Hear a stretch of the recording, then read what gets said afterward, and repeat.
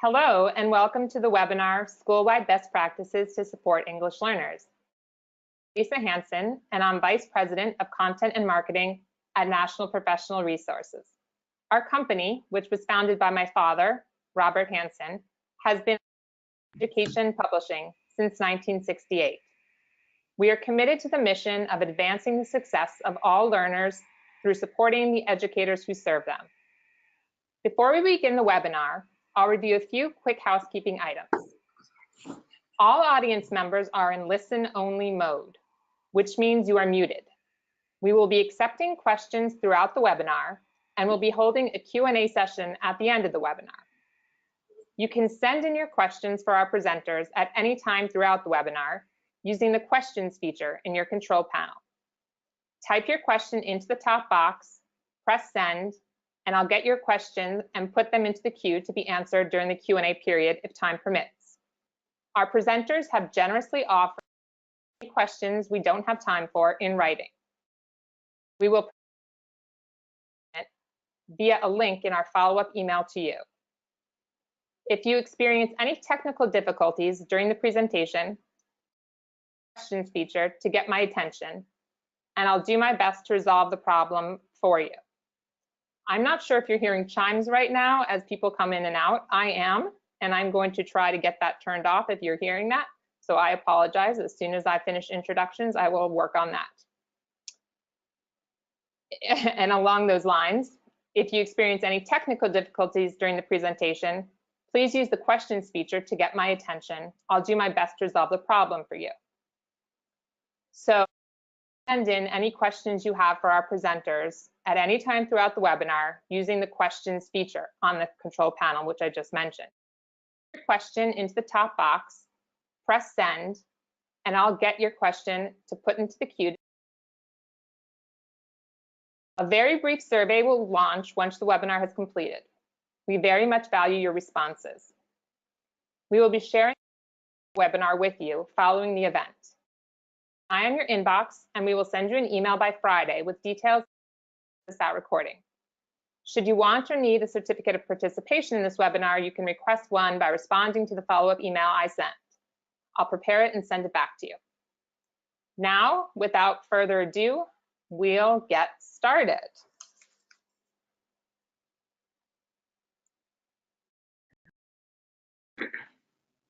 I'm very pleased today to welcome our speakers, Andrea Honigsfeld and Maria Dove. Here they are. Everybody. Hello. Welcome.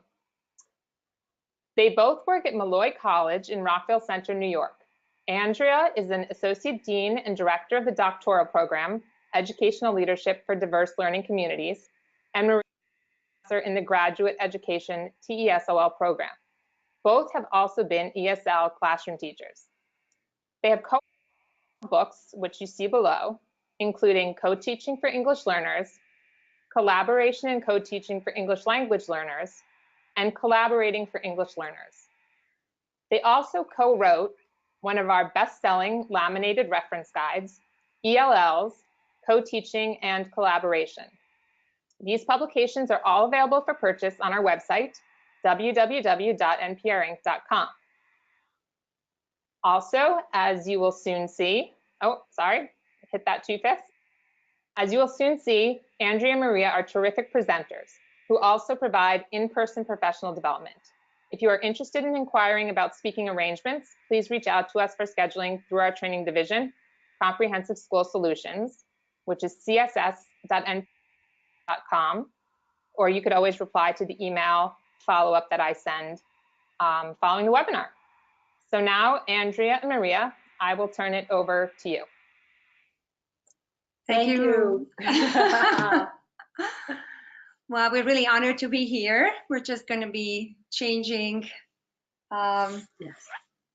slide control, and we're going to be turning off our camera so that you could see our slides, filling up the entire screen.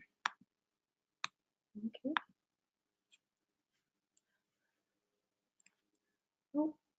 Okay, so yes, we're gonna see if we can take control of the slides, and here we go. All right, so we have a bit of a ambitious agenda, but we hope to explore the meaning of rigorous instruction for English learners. So what does it mean to make sure that English learners are exposed to a rigorous curriculum? We're going to examine a school-wide framework for success of all students, as well as share some examples of successful implementation of the school-wide framework we present. So we like to redefine the 3 R's of education using the rigor and relevance framework, originally created by the International Center for Leadership in Education, who had 2 of the 3 R's in their framework as components, rigor and relevance. We added a 3rd R, and that is research-based best practices that we have been studying and observing in successful classrooms. So the 3 new R's are rigor, relevance, and research. So what does rigor mean when we talk about instruction? Very often teachers think that rigor means just rigorous content, and sometimes content can be rigorous for our English learners. However, sometimes if we have to reduce the content in some way, shape, or form to make it more accessible to English learners, we can also have a rigorous process with that reduced content. For example, let's say a 5th grade teacher presents a picture book to his 5th grade class in a read aloud. However, the teacher is teaching a reading strategy, such as making predictions about the text. So here the content is reduced, yet the process is rigorous. And also there are times when content and process can be reduced in some way, modified in some way, in order to provide students with a rigorous product. We see that sometimes in writing activities where the content is made accessible for English learners, the process is a step-by-step process, and it allows English learners to write something that is much more in line with grade level expectations for writing. And that happens through a lot of scaffolding. Would you agree, Maria? And absolutely. Differentiated instructions. So we need to redefine what rigor is by addressing all 3 of these components, or maybe 1 component at a time. Okay. So what is relevance in this context? We'd like to highlight at least 3 ways of thinking about relevance. Whatever we teach on every grade level in every content area, that material, that information, the skills must be relevant to the students. If they cannot make personal connections with the new learning, it will probably be just surface level learning and not deep learning, and will be forgotten. Whatever we teach in the ESL, ELL, ENL, ELD, whatever your abbreviation is, L, context, will also have to be relevant to the larger grade appropriate core curriculum that's established or implemented within the school.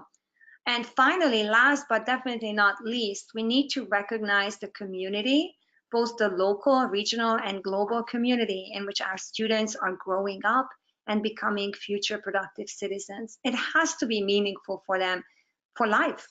And actually, when we also think about community, we think about students' home cultures. Oh, yes. So bringing in students' home cultures and connecting that with curricula as well as being directly relevant to the students is really very important. Funds of knowledge, funds of identity. Some of these big concepts are truly relevant to our work as well. Next is the research piece of our 3 R's. And we find that there are research-based practices for English learners that include a variety that we have displayed here as well as others. And quite honestly, this work was really bolstered by the research of John Hattie's work, where we find that practices for English learners are really ones in which are good practices for all students. So, inspired by this wonderful framework, the Research and Relevance and Rigor framework, we created a school-wide framework of effective instruction for English learners. And we're going to unpack this with you today. It has 6 components. We're going to be going pretty much in order from shared vision and mission all the way down to student engagement. And the steps in this diagram do not represent sort of a strict chronological or linear order, or that one is bigger and more important. Think of it as a 3-dimensional model that is in constant motion. So we unfortunately couldn't fully capture that dynamic relationship that exists among these components, but just use your imagination. All of those arrows and all of those pieces are in constant motion and interaction with each other. Okay, so let's see if we can click to the next slide. Oh, here we go. So the first part of the framework talks about a shared vision and mission. Now, we know very often that there are some school leaders that come into a school. Maybe they're brand new, maybe they've been there for a while, but they really start to talk about their particular vision and mission for the school. What we propose here is a collaborative or shared vision and mission for English learners, so that it really involves all stakeholders. Stakeholders being everyone from the administrators to teachers, support staff, parents, students, and the community. So the idea is to really come together to reach consensus about what it is that a school needs to do and should do for English learners, as well as what it means for all stakeholders in this particular mission and vision, as well as the idea of making sure that collaborative work at this particular end doesn't end with a one-time meeting and a mission or vision statement, that this is something that should be revisited over and over again to make sure that these ideas, these ideals are being addressed. I think, Maria, we often talk about how sadly we've seen cases in which English learners are marginalized. English learners are an afterthought. Everything is already in place. The master schedule is done. And then we're going to try to figure out what are we going to be doing with those kids. So when we take this stance, this very strong professional stance that you just described, I think we're going to prevent that kind of marginalization. So let's keep going. So here is one tool. By the way, we are going to be sharing these tools. These are just excerpts from some of our tools that we have developed that would help you with this 6-point school-wide framework. And one tool that we are sharing partially here with you is to support creating, auditing, reviewing, revising such an inclusive vision and mission statement. So to develop core values, we're guiding you and your team through a couple of these questions here. We unfortunately don't have time for you to actually reflect on these and discuss them, but in an authentic face-to-face context, that's what we would be doing here with you. The next piece of the school-wide framework has to do with school-wide disciplinary literacy. And here the idea is that all teachers are responsible for the academic language of their own content. For this reason, it is all teachers' charge to work to have English learners develop English language skills. So it doesn't stay within the realm of the ESL, ELD teacher. It's the responsibility of all teachers to teach literacy skills and develop English language skills for English learners. And you know, Maria, remember when we first heard Ivania Soto talk about ALLs? Instead of L's, redefining the acronym ELL from English language learner to ALL, which is academic language learners. So acknowledging that every single child in every single classroom, even your monolingual, highly gifted child, is the language learner of the academic content. So the language of mathematics has to be taught explicitly and intentionally. So it's no longer just one teacher's job that you're teaching reading, you're teaching literacy. It's everybody's job, as you highlighted. So let's share a little bit about how teachers can accomplish this. So the first part is to identify that teaching academic language doesn't stop at the word level. We often ask teachers, do you teach academic language? And they say, sure, we teach vocabulary. But vocabulary is just one part. We have to examine language at the sentence level, how these different words are strung together, as well as the text level. For that, we have an example from Jeff Sweers. It's a wonderful metaphor that we really appreciate, using the metaphor of building a house. Words and phrases represent solid building blocks. So we do need to explicitly teach vocabulary and give multiple meaningful opportunities for students to use and apply vocabulary. But we need to be intentional about putting those words together to form solid constructions, such as sentence level work. And when sentence level work is solid, when we intentionally teach grammatical structures and sentence variety, and yes, even grammar is back and hot and should be taught, connected to the appropriate core content that we're working on. And based on this work, we can reach the next level of academic language implementation, which is discourse. Discourse is just a fancy word that means written or oral text, speeches, a dialogue, an interaction, oral presentation, a paragraph, a poem, an essay. All of that is discourse level academic language. I think there are lots of ways to teach word level, that vocabulary that many teachers do already. Let's talk for a moment about what we mean by sentence level exploration. Here's one strategy we call sentence dissection. So think about taking the topic sentence of a topic you're going to teach, such as the Great Depression. Here is a complex sentence. The Great Depression was the deepest and longest lasting economic downturn in the history of the Western industrialized world.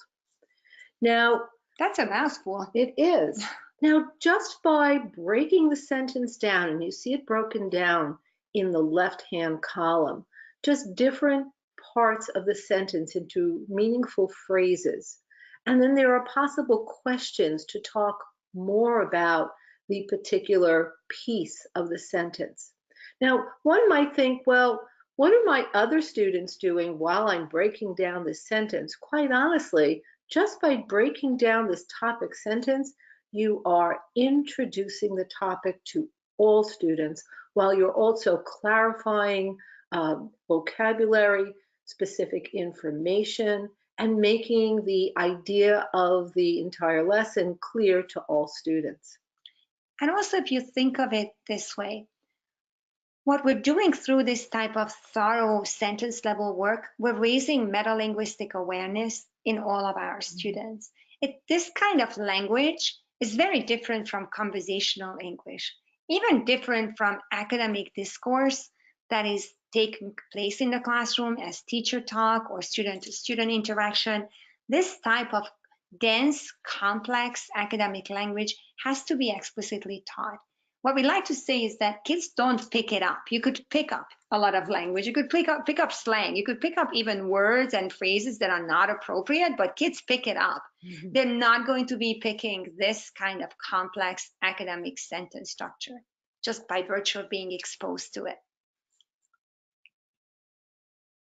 And then the next level of this kind of work, which we really love Jeff Anderson's work for this and many others, who point out that we could use sentences as mentor text. Here's another social studies example. If a sentence from a text reads like this: the first state to call for the vote on the Constitution was Delaware. What we're seeing here is a heavy noun phrase.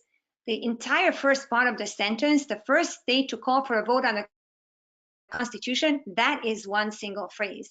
It's very, very hard for English learners or for anybody to start talking and using academic language like this unless we're intentional. So we can help our students learn about heavy noun phrases without having an hour-long grammar lesson, just by allowing them to internalize this structure and relate this complex grammatical structure to their own lives. And here are 3 examples that we've actually collected in New York, sadly after our last big hurricane that hit here. At that time, we were working in high school classes, and these are sentences that the students came up with. The first thing to do in case of a hurricane emergency is, the first member of my family to go to college will be, the first step to take after a car accident is. I have to say, I think I love using sentences as mentor text better than using whole text, whole paragraphs, because I think students can truly hone in and really up their game, so to speak, with producing language in writing that is more academic in nature.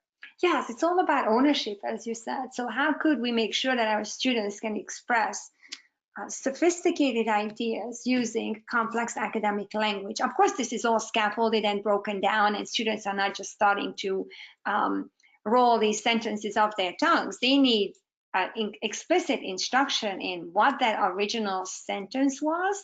That's where the sentence dissection that Maria introduced on the previous slide comes in place.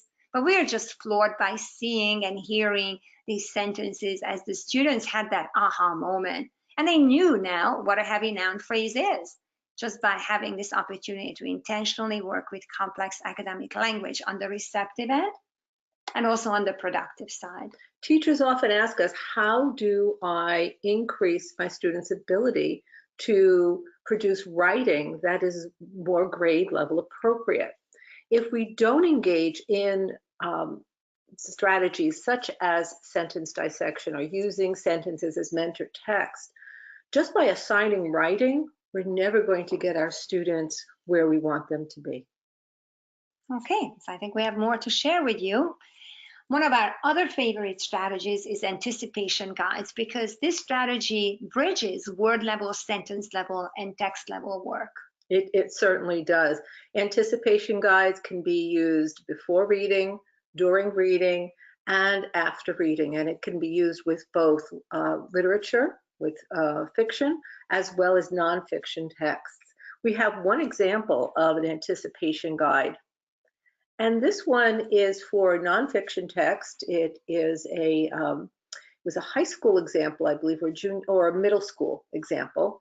And the students were studying about Japanese internment camps during World War II. And here we see that there are several statements that students need to read. Now, it can be read out loud, with shared reading, or students can read it in pairs or individually. And students have to identify before they do the reading whether or not they agree or disagree with the statement presented. Here is a good opportunity for teachers also to talk about different aspects of the vocabulary that might be seen in the reading. So lots of times when teachers make these anticipation guides, they do so with the vocabulary in mind. So this would give teachers the opportunity to talk about what Pearl Harbor is, or where Japan is located, or any other aspects of maybe World War II that students may not be aware of or need background knowledge of before they actually engage in the reading. Then after the reading, students go back to the anticipation guide as well, and they then identify whether they now agree or disagree with the statement, and they are able to actually note the page that they received that information to make a different possible decision. Yeah, we've seen wonderful extensions of this activity when students We're then guided to write statements such as, I used to believe, but now I know. Yes. So summary statements about this learning.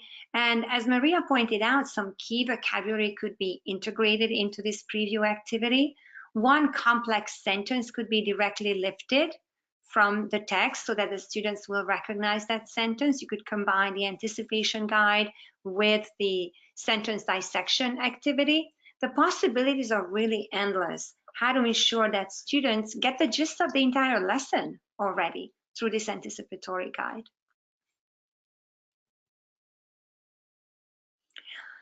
Our next step is really to create a school-wide literacy approach or initiative. And here is one tool that we earlier hinted at, that we have several tools that we're going to share with you as a PDF packet. And in this particular tool, we guide you through several steps. These are just the first two initial steps on how to ensure that this kind of intentional academic language and literacy work is not limited to a couple of classrooms, such as the reading teachers room or the ELA teachers, the ESL teachers room, but that this becomes school-wide literacy practice.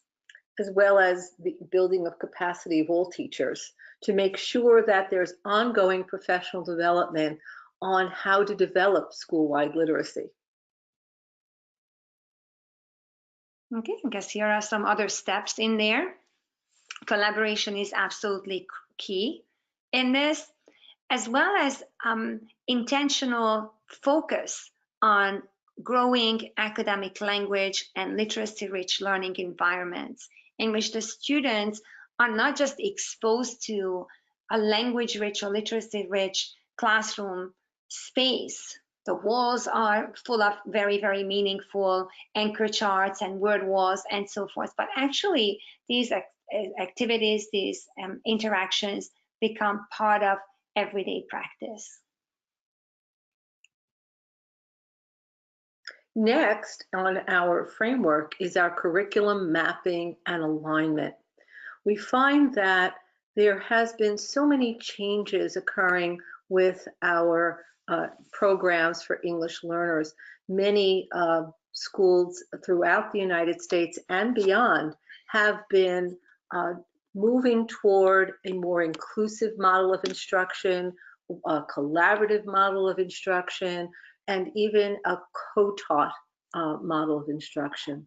So we like to take a look at the curriculum and see how is the curriculum in these integrated classrooms as well as standalone classes for English learners really being addressed to make sure that it is developing the full child to its full potential, I should say.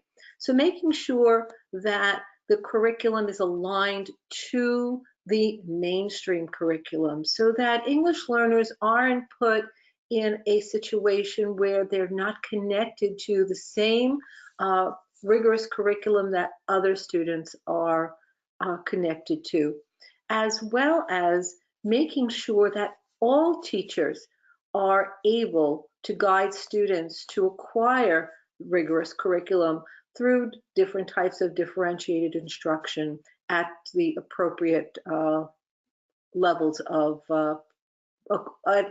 that's appropriate for the levels of students' language proficiency. And this is hard work. Oh, yes. That's why we never use the term push in, because when you push in, you literally just go into the classroom and share the classroom space.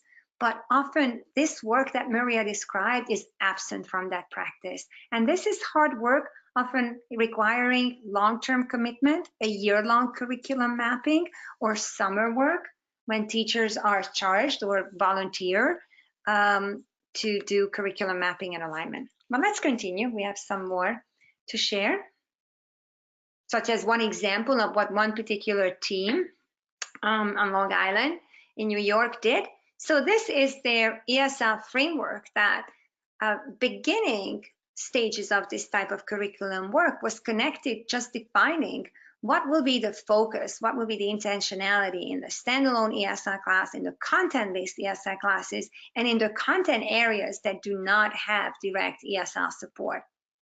We often find that curriculum work is either at the district level, at the school level, or even sometimes just at a grade level, content area level, or even at just a classroom level. Yes. So there's lots of different ways in which curricula for English learners is developed. What you see here is the Sagamore Middle School. It was Yes. one particular middle school that developed that.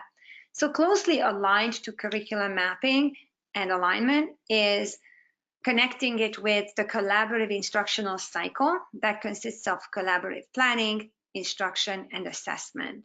As we mentioned earlier, the idea here is that specialists, not just ESL teachers, but special educators, speech language pathologists, reading and math interventionists, anybody else who offers support to the students in the classroom should be collaborating with the classroom teachers.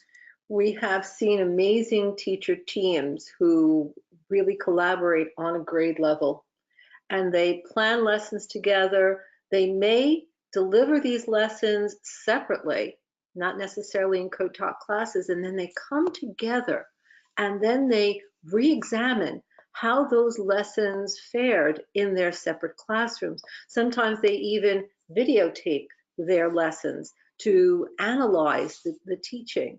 And from this practice in particular, this collaborative work, we have found in this particular school that the students really improved dramatically because of this type of collaboration that was going on. Well, we often like to connect it to curricular continuity and instructional consistency. We like the C words, a lot of C words here: curriculum, collaboration, continuity, consistency, but they really all mean the same thing. We can't do this work alone. This is way too big. There are way too many moving parts, so we have to collaborate. And as we mentioned earlier, this is an excerpt from our NPR laminated guide, where you could see the diagram showing this ongoing collaborative instructional cycle, which could start and should be starting with collaborative planning. But the planning, of course, is based on reflection on action and inaction and the assessment data that we have from our students. So we could go backwards and forwards in this collaborative cycle to increase and enhance the instructional delivery. Here is a fabulous team of co-teachers. We have had the privilege to document their journey for now 10 years. 10 years. So when Danielle Youngs and Nicole Fernandez started their journey, they were co-teaching a couple of periods together in a second grade class. And they had no co-planning time. They talked a great deal about how they would basically plan while they were, teaching for the most part, and trying to find lunchtime and after school time to plan. They had piloted this program, and the administrators saw its value, so they increased their time over the years, where now Nicole and Danielle are in the same classroom for half a day. For half a day.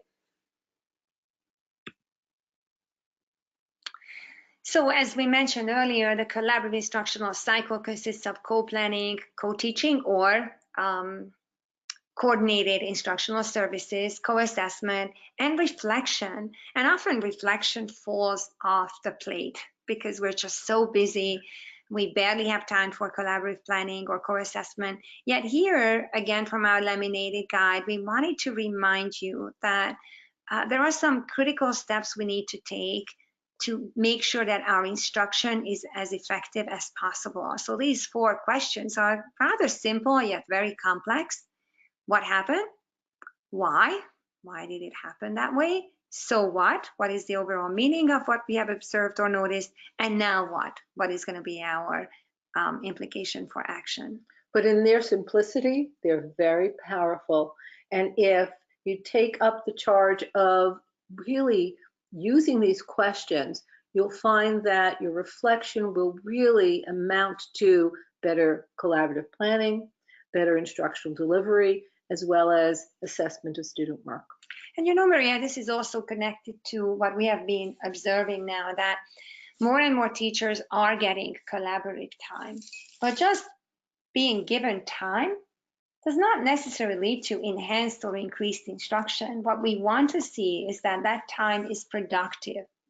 And teachers sometimes appreciate having a protocol, having a structure, some accountability is needed. How are we going to spend the next half an hour when we reflect on our practice or plan our next instruction? Absolutely. Sometimes conversation protocols are key. Since you said it's key, we have designed some assessment tools related to this. So here is, you could see partially a part of our assessment tool to basically figure out to what degree are your services integrated and collaborative in service of diverse learners. So it's a Likert scale. There are various prompts. You will see a much better copy of it when you receive the follow-up email. This entire tool, which is about 2 pages long, will be shared with everybody. So another step in our framework is the explicit teaching of literacy and language learning strategies. Here we really talk about how we can engage students to develop mastery in academic language. And this comes about by actually guiding students to really strategically understand the English language, as well as develop an understanding of their own thinking processes. So again, that metacognitive work really needs to be addressed, not just in English language arts classes, but it has to be addressed in all classes as well. What we want to do is scaffold and support. However, at the same time, we also want to ensure that our English learners and all learners become self-directed, independent learners. And this really takes teachers to have an asset-based mindset for English learners. Sometimes teachers feel that English learners aren't able to do certain types of work. So their low expectations of students leads them in different directions. So we really want to encourage teachers to have that asset-based mindset when it comes to these students.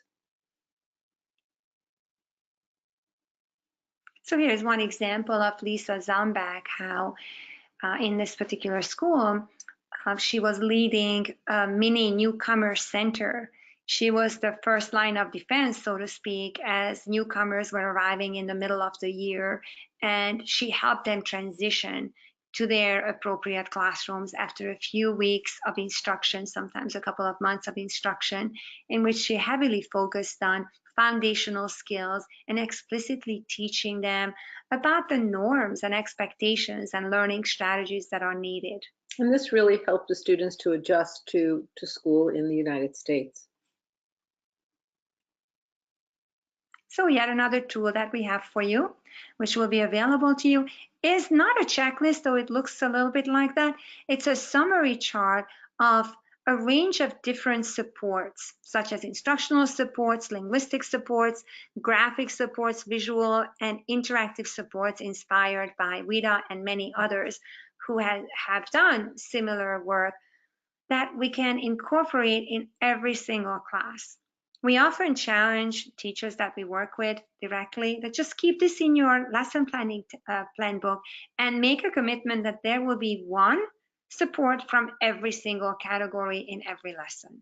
And we also encourage all teachers, not just our ESL, ELD teachers, to take charge of this type of a list, that all teachers would develop the ability to embrace the needs for different types of instructional supports, linguistic supports, graphic, visual, and interactive supports in every lesson, in every day.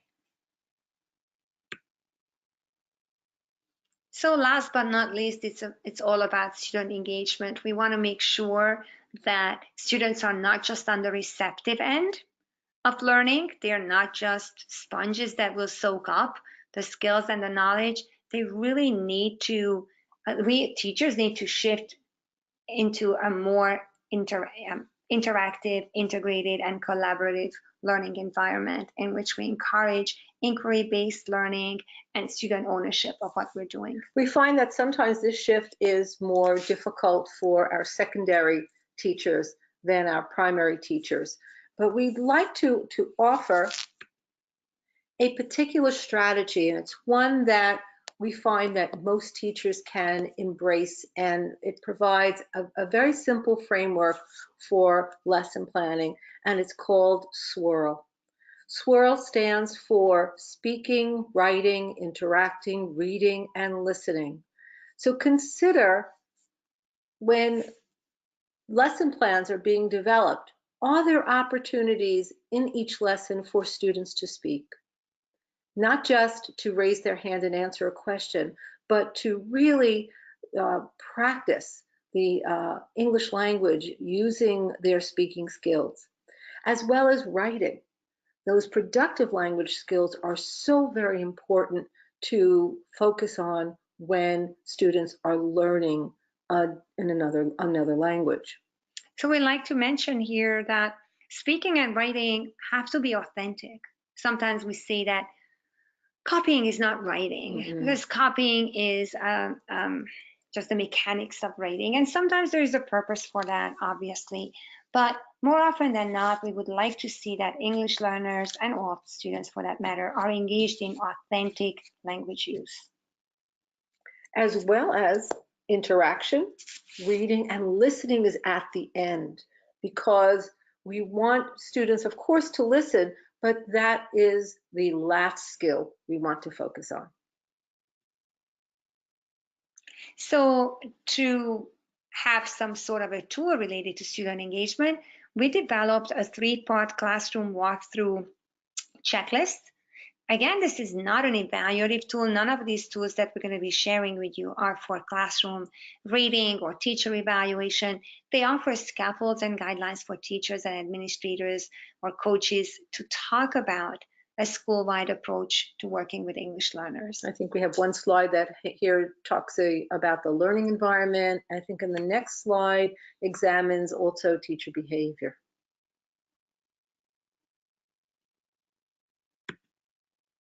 So to revisit our school-wide framework again, we talked about the importance of shared vision and mission, developing a school-wide disciplinary literacy framework, mapping and aligning the core curriculum to create an integrated approach to instruction, collaborative planning, instruction and assessment, explicit strategy instruction, and student engagement. So now back to Lisa, and I think we're going to turn our cameras back on.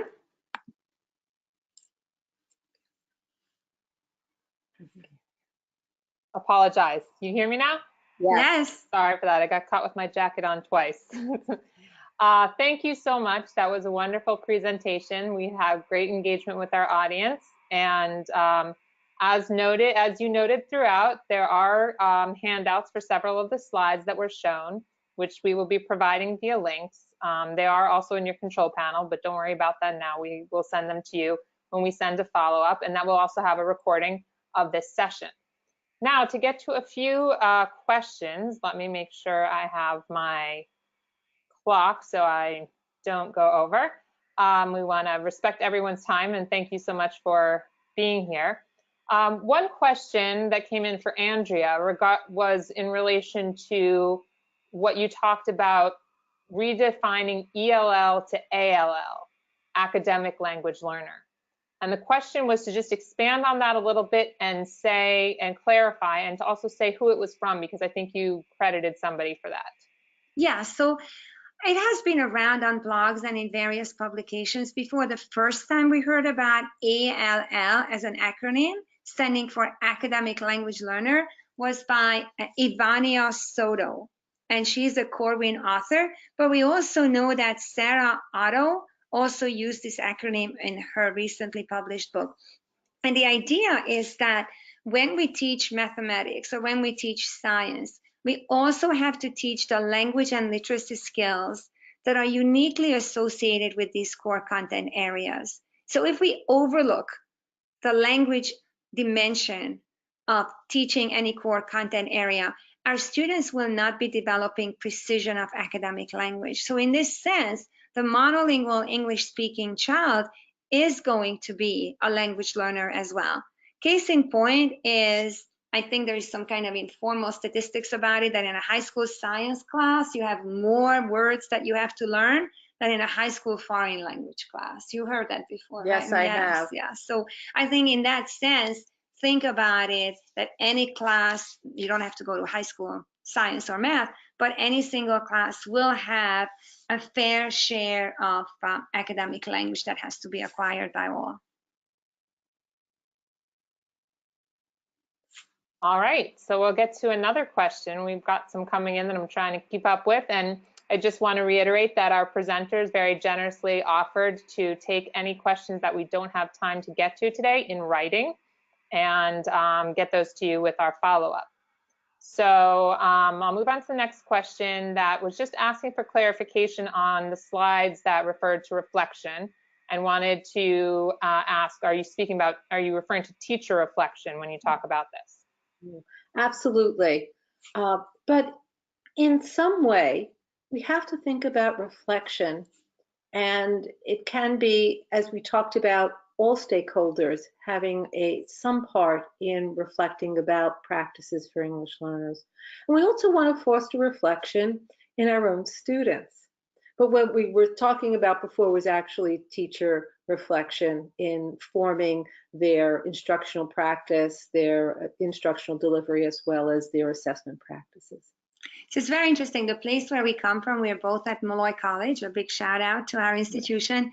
Our motto is reflection in action and reflection on action. So as a teacher, we reflect while we are in the act of teaching. Like right now, Marie and I know that we are thinking about how are we doing? How can we be more effective? Are we monitoring our time? Are we giving you a very strong indication that this is a team? We have equity here. We take turns, and one is not dominating and the other is not the helper. So these are the things that we're consciously reflecting on while we teach. But reflection on action is when it's over. And Maria and I have a wonderful tradition. We've been doing this for about 12 years. At the end of every presentation, we do a 2+2. So what is that? So two things that we think really went well, and two things we might want to change or work on next time. Yeah. So sometimes reflection, yeah, it doesn't have to be this, we gave you a protocol, but that protocol can be a lot more accessible. It could be simpler. The point we're making is that reflection has to be part of what we do, because I think John Dewey says that we're not learning from experience, we're learning from our reflection on those experiences. All right, and great. Also ongoing. Oh, I'm sorry. It just has, and reflection has to be in ongoing. So even if it's a 2+2 model, that 2+2 model can be accomplished. So that's what's most important. Great. All right. We have a lot of teachers in the audience, so a lot of questions coming in from teachers. One of them is, what is the most efficient way to help newcomers during their first 2 months in school, considering we don't know enough staff to support one-on-one? So, well, we shared with you that Newcomer Center from Lisa Zombeck's building, which is a unique pilot program, and we recognize that that's a rare treat. Most schools do not have that. So sometimes we like to give a single word or phrase as a power word, and that word is multi. So it's multilingual, supporting the students through their own home languages. Multisensory, so rather than just giving input through reading and listening, they have to experience the language and experience life, experience learning in a multisensory, multimodal way.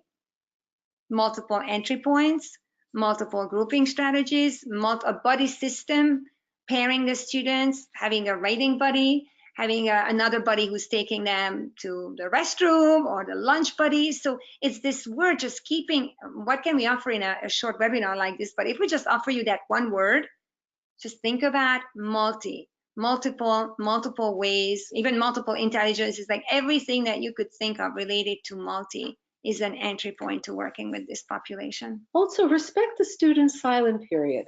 Allow them to be quiet. Allow them to adjust. Don't expect them to start speaking right away or force students to speak right away. The idea is their emotional adjustment is really key to future success of students. Yeah, the idea of the multi comes in. In English, they might be in the silent period, but their mind is not silent, or their hearts are not silent. So allowing them to express themselves in their native language or in multimodal way, like drawing, through artistic expressions. So multiple different modalities to be used. All right, well, I think we have one more question, but I think this might have to be taken mostly offline, because I have a feeling it's not going to be able to be answered in 3 or 4 minutes. We'll try. But could you provide some ways on how to approach district level admin and community stakeholders on means of reflection? Oh, well, we wrote 2 books about that, because as you said, it is so complex. Really leadership is needed. To me, to us, leadership is so essential. One strategy we often suggest, particularly when teachers have been exposed to some type of PD like this webinar, we suggest that they write an email to their administrator and tell them about the webinar that they were able to attend, and here's some things I learned. So it just starts the conversation. And of course, you know that once you broach the subject, it's going to be probably put on your shoulders to continue the advocacy. But we find that teachers really need to advocate for this population of students. And that's just one way to go about starting the conversation. And advocacy often is rooted in the personal stories. Mm-hmm. Because we believe, and we've seen this in our own practice, that the story of a single child, whether it's a success story or it's a heartbreaking story, but the story of a single child can really reach educators more than any theory can do, or more than our books, even though we would want everybody to read our books. But we also know that the power of relating and developing that relational trust is just so very important in this context. Terrific. I'm trying to find one that can be 2 minutes. I think a big question that everyone has is time. How do you deal with the issue of having time for planning? Well, planning is great when you have scheduled time and it's face-to-face. However, we know that there's never enough time to plan, and we know that many teachers do not have that face-to-face time. So there needs to be some type of protocol developed in which teachers have some way to communicate with one another that's not face-to-face. So some type of online mechanism. Andrea and I use Dropbox to share our files. You know, lots of teachers use Google Docs. There are lots of ways to involve one another in chat groups, etc., so that they can find community and solutions to the common problems that they face. Perfect. Well, I'm looking at the clock, and we want to respect everyone's time, and so I will wrap up now. I want to thank you again so much, Andrea Maria, and thank you to everyone who's attended today's webinar on best practices for supporting English learners. If you have any other questions, you can contact me at lhansen@mprinc.com. The follow-up email will come from my address, so you can reply to that. And as I mentioned, you can also reply to that to request a certificate of participation. And that will also have a link to the video recording and downloadable resources. As a reminder, please take a minute to answer a very brief survey, which will launch as soon as I end the webinar. On behalf of National Professional Resources and our presenters, Thank you for joining us today and have a great rest of your day or evening. Thank you so much for having Yes. us. Bye, everybody. Thank you.